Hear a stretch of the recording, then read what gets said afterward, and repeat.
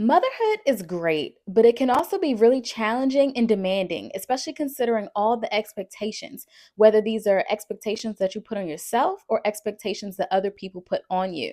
In this video, I will be discussing 5 reasons why you may feel like you are failing as a mom, as well as some tips on how to overcome it.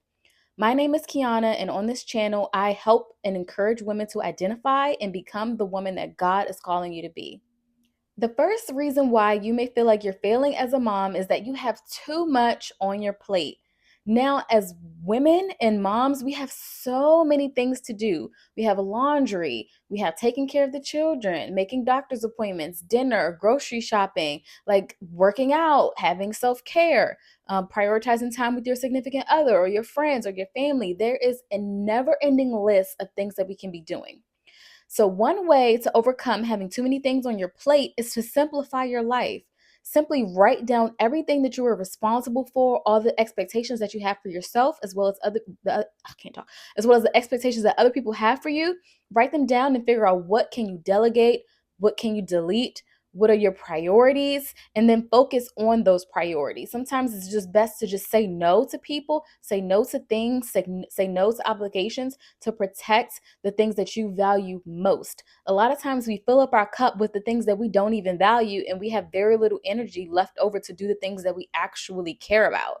So if you feel like you're failing as a mom, it's most likely because you are not meeting the expectations that you want for yourself, but you're meeting all of these other, obligations that may not even be necessary if you sit down and truly think about, is this something that needs to be done?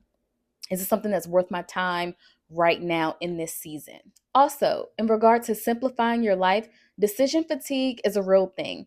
Basically, your mind and your body gets tired from all the thoughts and decisions that it has to make throughout the day. So the more things that you can simplify, the less it takes the thought out of some of this decision making. So for example, putting some of your bills on auto pay, having systems and routines in your life, this is a big one, like knowing like what you're going to do when you wake up in the morning, what you're going to do, for the rest of the day, having a planner, and, so you don't have to think, okay, what am I supposed to be doing now? It's 12 o'clock. Where do I need to go? Where do I need to be? If you have a planner and you actually keep track of everything and cross everything off as you've done it, you have a guide, you have a map, you have a GPS system that you can follow, and it kind of minimizes that decision fatigue and simplifies your life, and it can help you to feel more in control of your life, which can help you to not feel like you're failing. The second reason why you may feel like you're failing as a mom, and I spoke to this a little bit in the first one, but it is not prioritizing the things that you value. Whether this is reading, to making it a habit to read to your kids every day, reading for your own pleasure or knowledge, whether it is working out, whether it is eating a better diet, spending time with your spouse, visiting a sick loved one. If these are things that you prioritize in your mind, but you're not prioritizing them in reality, you can feel like you're failing because you're not meeting the expectations that you have for yourself, and you're not meeting these things that you value. So write down your key priorities and then make it your business to do at least one of them every day. Like I said, systems and routines can also be an amazing benefit to accomplishing this, because if you have certain things that you want to accomplish on a daily basis and you make it so that you can do it without even thinking about it, that is definitely a win for you, and it's definitely going to help you to make sure you're doing these things that you value and that you prioritize. The third reason you may feel like you're failing as a mom is because of too much grace. Yes, I believe this is a thing. I feel like people throw around the term, oh, give yourself some grace, as an excuse to justify bad habits. Now, yes, giving yourself grace is definitely important, but my emphasis here is on too much grace. If you feel like you're failing, it's most likely because you have had a desire, a goal to accomplish a certain thing, and you have not done it. So you are failing to meet the expectation that you have for yourself. And so therefore you feel like a failure. And so the only way to combat this is to, not give yourself any excuses. If you say, oh, like one big one for me is going to the gym. Like that has been a habit for me for the last 10 plus years. And so I have a journal, and I am 31 now. And I remember being 30, reading back in a journal from when I was writing when I was 20, and one goal that I wrote down was to be consistent in the gym. And here I am, 30, writing down the same goal is to be consistent in the gym. I failed at that. Over a decade, I had not been consistent.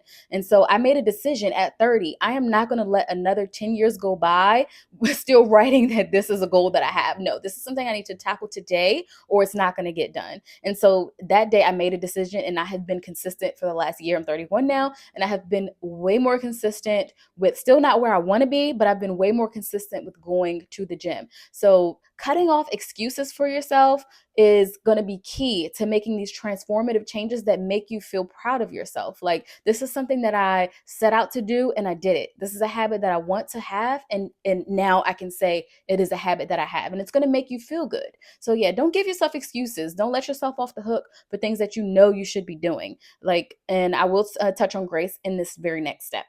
And this next step is you put yourself in a lose-lose position. So I actually got this one from my husband, and it's a good it's a good one. It actually made me think. So there have been times where I may want to do two things, but doing one kind of counteracts the other. So for example, if my house is a mess and there's laundry everywhere and I want to spend the whole day cleaning, but then I also want to have a family day, I can't do both. I can't have a family day and then also a day of cleaning. Like, saying yes to one is automatically saying no to the other. And what I would normally do is, obviously I would have to pick one of them, and then I would still feel like I failed. I'm putting myself in a lose-lose, situation. So if I stay home and do laundry, I failed at having that family day. If I go out with my kids, then I failed at doing laundry. And then at the end of the day, I'm going to think that I am a failure. Like, I failed at this particular thing. And this is where showing yourself some grace can be helpful. Like I said, don't show yourself too much grace.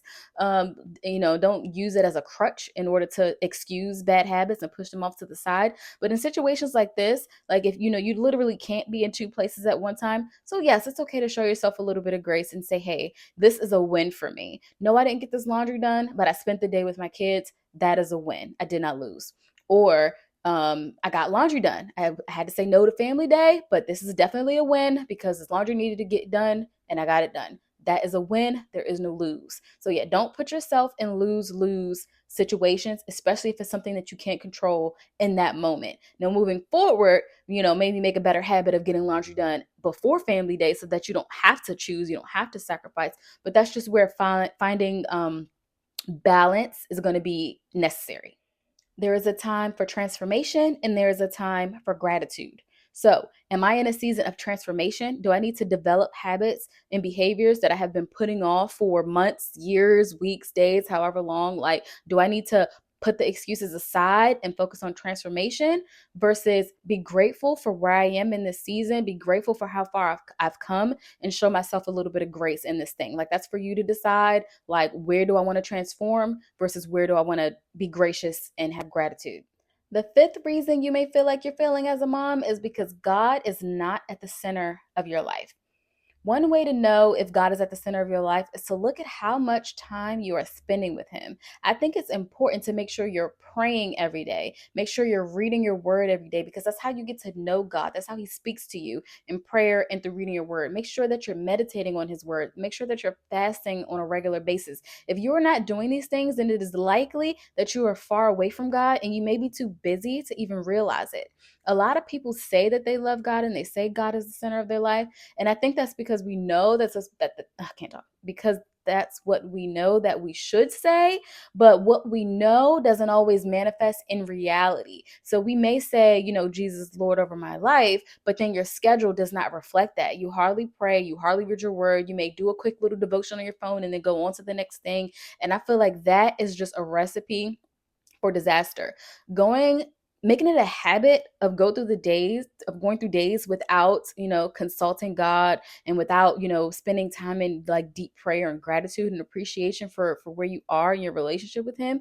I feel like not doing those things is like using your phone all day without charging it. Like, we have to stay connected to our source. Like, this is so important. And it's one thing that I've noticed in my life. I mean, no, I'm not perfect at it. There are days where I don't read my Bible. There are days where I don't, have a in-depth conversation with God, but it's not a habit for me anymore. Like, it used to be a habit to go, an extended period of time without connecting to the source.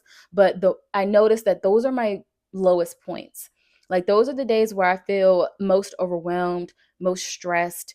And like essentially, like I said with the phone analogy, like doing that is like using your phone and not charging it. Eventually it's going to die. You may not die, but your patience might die, your gentleness might die, your joy might die, because of these are all fruits of the spirit. These are all things that come from God, gifts that come from God. And if you're not connected to the source, then you're going to be getting influence from somewhere, and it may not be God, and it may be hindering your relationship with God as well as your relationship with the people around you. And this can lead you to feel like you're failing and that you're drowning and all these expectations and all of these demands, and that's because you're not sharing the load with your creator. Like God said to cast your cares onto him, cast your burdens onto him. And if you're not doing that, then you're going to feel like you're sinking. So like that's probably the number one, not probably, that is the number one thing, is to make sure that God is at the center of everything that you do. Yeah, I feel like that was a lot that I just said in this video, but I hope that it was helpful. I hope that it is something that you can apply to your life and that you are able to see some changes by, recognizing the areas where you feel like you are failing and then doing something about it. And I just pray that you enjoy the rest of your day. And I thank you for staying to the end. And I will see you in the next video. Bye.